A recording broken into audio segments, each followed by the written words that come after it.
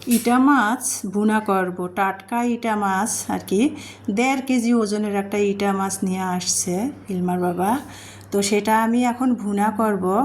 যেহেতু ইটা মাছটাতে অনেক ডিম ছিল, তো ইটা মাছটার ডিমগুলো আমি আলাদা করে রেখে দিলাম। এখন ইটা মাছটা ভুনা করব আলু দিয়ে। তো দুইটার সাথে আলু খুঁজে কেটে দিয়েছি। আলু তো আবার আমার মেয়েরা পছন্দ করে। তো ইটা মাছটা রান্না করার জন্য ইটা মাছটা কিন্তু ভালো করে আমি কেটে পরিষ্কার করে নিয়েছি। তারপরে একটু লবণ মেখে রেখে দিয়েছিলাম। তারপরে ইটা মাছটা ভুনা করার জন্য এখানে আমি সরিষার তেল দিয়ে দিলাম, পেঁয়াজ দিয়ে দিলাম। পেঁয়াজটা একটু বাদামি রঙের ভেজে নিয়ে আদা বাটা, রসুন বাটা, ধনিয়া জিরার গুঁড়া, মরিচের গুঁড়া দিয়ে মশলাটা আমি ভালো করে কষিয়ে নিলাম। যখন তেলের ওপর মশলাটা উঠে গেছে, আলু আর ইটা মাছটা একসাথে আমি দিয়ে কষিয়ে নিচ্ছি।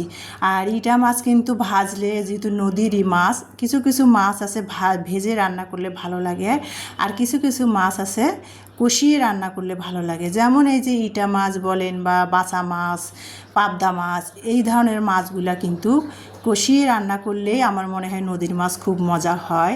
তো কষিয়ে রান্না করে